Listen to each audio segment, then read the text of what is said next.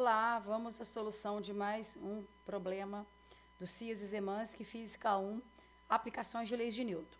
Então vamos lá, duas cordas estão conectadas a um cabo de aço que segura um peso suspenso, como indicado na figura aqui. Item A, desenhe um diagrama de corpo livre mostrando as forças que atuam sobre o nó que liga as duas cordas ao cabo de aço. E, com base nesse diagrama, qual das duas forças terá maior tensão? Então, primeira coisa é desenhar o diagrama de corpo livre e, na sequência, entender quais das duas trações suporta maior peso. Bom, então vamos lá, diagrama de corpo livre, né? Desenho um pontinho aqui, que é o eixo, né, que prende as duas cordas aqui. E a primeira força aqui, a força-peso, que é a força gravitacional, que é o peso do bloquinho que está suspenso por esses dois cabos. E aí a gente vai desenhar agora as trações, né? Tem uma tração aqui desse lado para a direita e esse lado para a esquerda com ângulos diferentes aqui, com relação aos eixos horizontal e vertical. Então temos um T aqui, que eu vou chamar de T1, né? Que essas trações aqui, elas são diferentes, estão posicionadas de forma diferente. E vou chamar essa tração aqui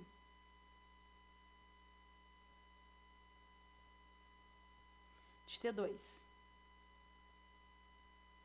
Perceba que T2, essa tração do lado de cá aqui, para a esquerda, que eu chamei de T2, essa de cá T1, perceba que T2 está mais inclinada na vertical do que T1, né? Então ela tem uma componente na vertical aqui que sustenta maior peso por causa da sua inclinação.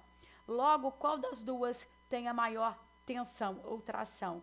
T2, é o que a gente chamou de T2, ou seja, né, essa tração aqui que está do lado esquerdo aqui. Então, T2 tem maior tração ou tensão. Está mais orientada.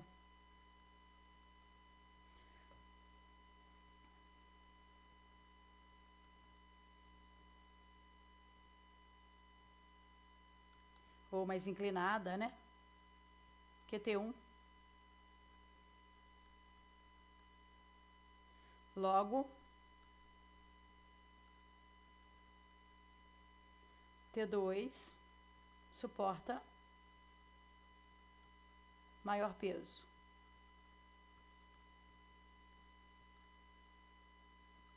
Ok? Então vamos ao item B para a gente não perder tempo aqui. No item B, ele diz que se a tensão máxima que cada corda pode sustentar, sem haver rompimento, é de 5.000 newton. Então, a tensão máxima que cada uma dessas cordas pode sustentar é de 5.000 newtons. E, para isso, ele pede-se para determinar o valor máximo do peso pendente que essas cordas podem suportar com segurança, ou seja, sem rompimento. Bom, então vamos lá. A partir do diagrama do corpo livre, nós vamos agora fazer o quê? Encontrar as forças resultantes, né? E a partir disso a gente vai encontrar o peso pendente aqui, ou seja, né, o pezinho desse bloquinho aqui, que essas trações, elas sustentam sem que haja rompimento aqui de quaisquer uma dessas duas aqui. Ou seja, consegue sustentar o corpo aqui com equilíbrio. Bom, então vamos lá. A partir do diagrama de corpo livre, no item A, nós vamos decompor essas forças agora. Lembrando que tanto a tração 1 quanto a tração 2, elas têm componentes no eixo X e no eixo Y. Então vamos primeiro adotar os eixos de coordenadas para facilitar, né? O eixo convencional XY e tudo que é positivo para a direita ou positivo para cima. Então vamos lá. Só para facilitar aqui. Então, olhando aqui para o diagrama de corpo livre, a gente percebe que tem aqui, ó, eu vou, né, colocar, aproveitar, vou redesenhar aqui só para facilitar e não deixar o desenho tão poluído. Né? A força-peso está aqui. Aqui tem uma tração aqui que eu já estou chamando de T1. Em relação a esse eixo aqui horizontal, o eixo X, ela tem uma componente aqui que eu vou chamar de T1 de X.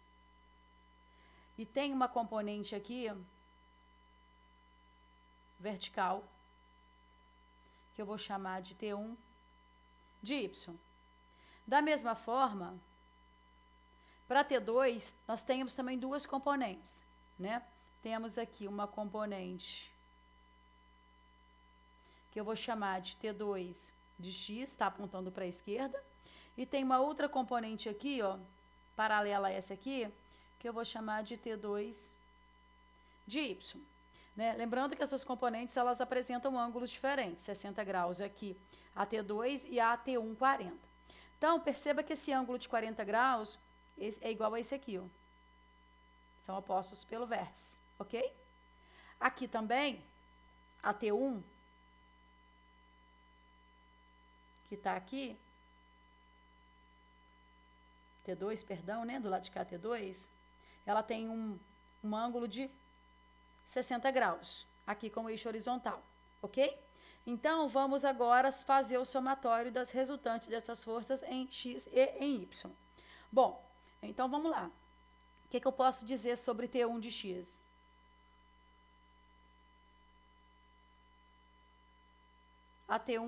A componente T1 de x é o módulo da tração ou tensão T1 vezes o cosseno de 40 graus. A T1 de y é igual ao módulo da tração T1, né? Ambas são positivas as componentes em x e em y de T1, porque está apontando para a direita e para cima. T1 seno de 40 graus. Quando eu olho para as componentes da tração T2, que está apontando para a esquerda, T2 de x é igual a menos T2 cosseno de 60, né? E T2 de y é positiva, é o módulo da tração T2 seno de 60 graus. Bom, agora vamos fazer o somatório das resultantes, né? O somatório, então, em x e em y. Então, vamos lá. Eu vou precisar apagar alguma coisa aqui para conseguir terminar. Então, vamos lá.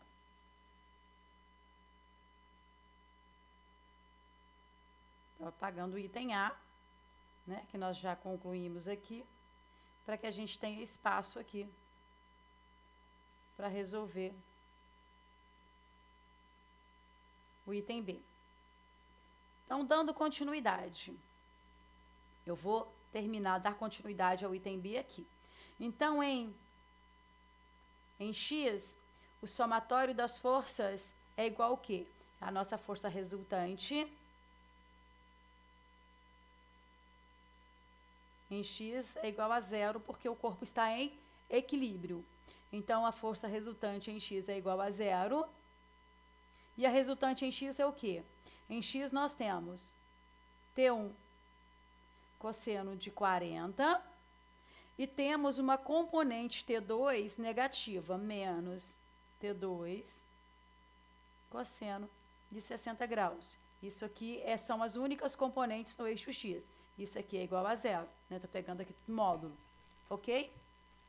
Agora vamos à resultante no eixo Y. Aqui está para cima, as forças que estão para cima, ou as componentes que estão apontando para cima positiva e para baixo negativa. Então, vamos lá, nós temos uma componente T1 de Y, que é o quê?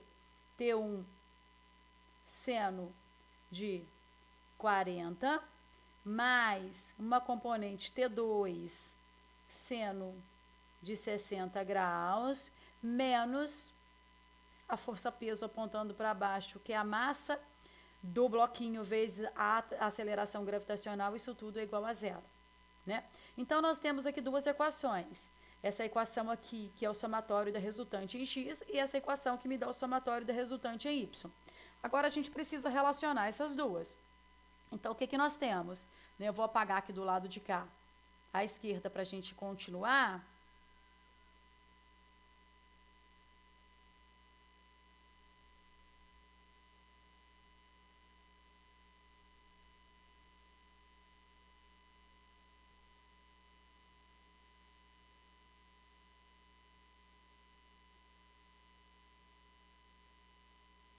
Então, dando continuidade aqui. Em x, a gente pode dizer que T1 cosseno de 40, ele é igual a T2 cosseno de 60. Bom, lembrando que T2 tem maior tração do que T1, né? Ela suporta mais peso que T1.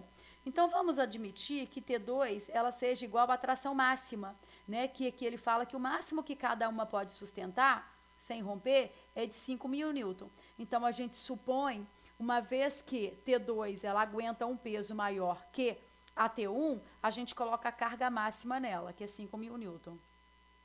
E com isso, a gente tira o valor da tensão em T1, né, de forma que T1 mais T2 tem que suportar o peso do corpo, sem romper o cabo, ok? Então, daqui a gente tira que T1 é igual ao quê? A T2 cosseno de 60 dividido por T1, que é, perdão, né, T2 é cosseno de T2 cosseno de 60 dividido por cosseno de 40. Bom, então, o que a gente tira aqui, que T1, que é a corda que está aqui, né? Para a direita, o cabo que está aqui à direita, vale quanto? O módulo de T2, que é 5.000 newtons, 5 vezes 10 a 3, colocando em ordem de potência, vezes quanto que vale o cosseno de 60. O cosseno de 60 vale meio, né? Então, isso aqui vai ser 2 vezes, que é um meio, né? 2 vezes o cosseno de 40. O cosseno de 40... Deixa eu ver quanto vale o cosseno de 40. Vou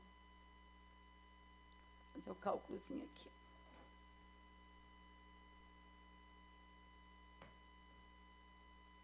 Zero vírgula 77. E com isso a gente tira que o módulo de T1 vale aproximadamente 3,27 vezes 10 a 3 newton. Então, a gente conclui que a tração T1, ela tem aproximadamente, né, 3.270 newton.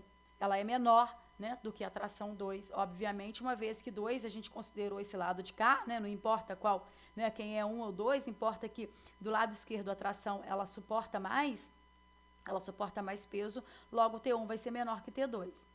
Bom, então, qual que é o valor máximo do peso pendente que essas cordas podem suportar? Então, eu quero achar esse peso aqui.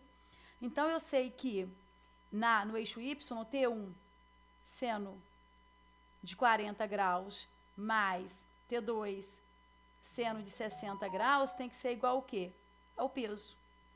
Ao peso que ele vai suportar. Tá certo? Peso que esses dois cabos suportam. Quem é T1?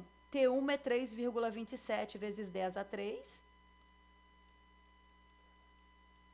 Vezes o seno de 40, mais quem é T2? É 5 vezes 10 a 3, que é a tração máxima, seno de 60, isso é igual ao peso. E aí a gente tira aqui que o peso, ele dá, fazendo essas continhas aqui, né, seno de 40 e seno de 60, multiplicando pelas trações aqui, o peso dá aproximadamente 6.400 newton.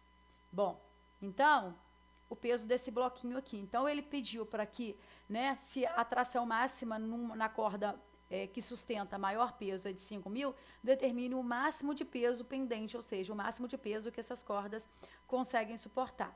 Então, ela suporta 6.400 newtons, que é o valor desse peso. Lembrando que se a gente for, né, fazer uma análise mais cuidadosa aqui, a soma das trações, T1 vale 3,27 vezes 10 a 3 newton, e T2 vale 5 vezes 10 a 3 newton. Então, isso aqui, a soma dessas duas trações, T1 mais T2, vale aproximadamente 358,27 vezes 10 a 3, que é a mesma coisa que 8.270 newton, né? Então, as duas cordas, elas conseguem suportar com esses ângulos, né? Aqui, na maneira como como está, em relação ao eixo X ou em relação ao eixo horizontal, ela consegue suportar até 8.270, né? Obviamente, com limite já de peso, tá certo? Então, 6.400 é possível sustentar, uma vez que o peso é menor do que a soma das trações, a tração que eu vou chamar de T total aqui, dos dois cabos. Tá certo? Então, aqui ele pede para ignorar o peso das cordas, a gente já supôs isso, né? A gente fez uma suposição aqui que essas cordas, elas são rígidas e que as massas, elas são aproximadamente zero, né? Elas são desprezíveis. Tá ok? Espero ter ajudado e até o próximo.